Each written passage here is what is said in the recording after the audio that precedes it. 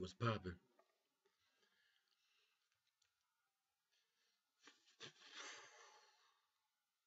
Kyeyote. Kyeyote. Kyeyote. I know it becomes a little difficult to spell. Sometimes, so I try to spell it or give the spelling as often as I can. Interviews, on stage, grocery store, wherever I may be. Um, I get a lot of misspells. Kyeyote. But it's all good. You know what I mean? I just try to spell it as often as I can, so it will become second nature. So Kyeyote. Um, I got my start in music. I always wanted to DJ. DJing was always something that fascinated me with music. DJ Jazzy Jeff, Kid Capri, Eric B, DJ Premier, just to name a few. It was something just about the whole concept of scratching a record or break beats, and that was again something that always fascinated me. And I, I actually, funny story, I went and bought uh, my first.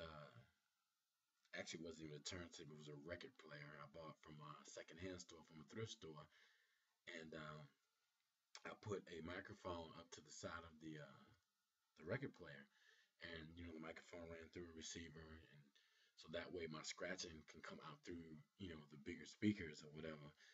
And it was just something creative that I thought of, and you know from there, I DJing was something I really like. I always wanted to do. Like, I never once, in a million years, thought that I would become an MC. You know, um, time had elapsed or whatever, and my man Exact, fat shout to my man Exact. He was always real lyrical. Just a big inspiration to me from the lyrical standpoint of it, and he kind of encouraged me and got started me into writing my own rhymes or whatever. And then from there we ended up forming this group called 45. At the time, my name was Disaster, and he's Exact. D and E, fourth and fifth letter of the alphabet. So that's why I kind of came up with the concept of naming our group 45. Um, and life changes and things like that. So we ended up going our separate ways. And um, fast shout to my man Ski, Doughboy Music. He actually gave me my name Kyeyote. He gave me the name Kyeyote. Just hanging out one day, doing street antics. And he ended up giving me my name Kyeyote, and it kind of just stuck with me from that point on. And from there, I continued to write. And old high school buddy of mine, Ty Hill, fast shout to Ty Hill, the whole Production X camp, ill producer. He has a great ear for samples, hot drum tracks. I mean, bass lines, the whole nine. Just real super ill producer. And he ended up giving me a track one day, and you know, he told me, he said, Kyeyote, he's like, I'm gonna give you this track, um, but basically, if you don't come with it, um, or meaning if the record is not hot, I'm gonna take the beat back. I was like, oh, okay, no problem. Put the pressure on me a little bit. I was like, no problem, cool. I like it. I like the challenge. So uh, I was sitting at my cousin's crib one day, my cousin's apartment, sitting there one day, and I had the beat playing over and over, and I'm just trying to get a feel for it. I'm trying to get a direction for the record, and fat shout to my cousin, Big Win, for allowing me his space, um, and Jay-Z's video was on TV. The Izzo joint was on the video was on TV, and it was a part in there where he said, "Can't leave rap alone. The game needs me. Hey, this woman, that joint." And I was like, "Oh, that's ill. That's an ill concept. Can't leave rap alone. The game needs me." So from there, I titled the joint "The Game Needs Me," and the whole science behind it was just bringing the essence and bringing the feel and the vibe back into hip hop music, like real hip hop music. And it's just real lyrical, a lot of bars in there, and like I say, it's just touching on the basis of bringing the essence back to hip hop music. Um, Basically, the game needs me to bring that back to the game. So from there, some time had elapsed and went by, and of course, maybe in a few weeks or so, and I gave Ty a call. I was like, Ty, I'm done with the record. I'm ready, to record. So a bunch of us mobbed over there to his, studio, his pre-production studio. Big shout out my man Stretch, my man Jonesy. Big shout out to my little brother Ransom. Um, and I went there, and I'm not gonna front. I was a little nervous, about laying my vocals down. I was wondering what everybody was gonna think, or if the beat was gonna get snatched in front of everybody's face, and you never knew. So I laid the vocals down, and I had great response, And at the time, I was driving my daughter's mom's truck, and I was picking her up from the train station. So I told him, I said, I'll be right back. I went and picked her up and dropped her back off at home or whatever. And by the time I returned to the studio, not only did Ty mix the record, but he even enhanced the chorus to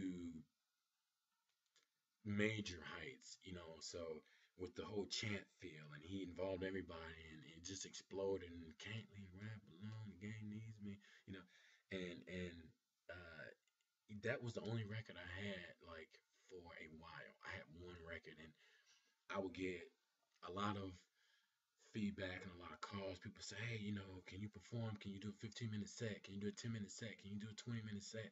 I'm like, "Yeah, of course, I can do a 15-minute set." I had one record. I had one record. Uh, and I would get on stage and I would kill the game needs me. Just absolutely kill the game needs me. And I would just leave. And they would look like that was not a 15-minute set. But the science behind that one was that's what you really want. You want them to kind of fiend for more. You want them to want more.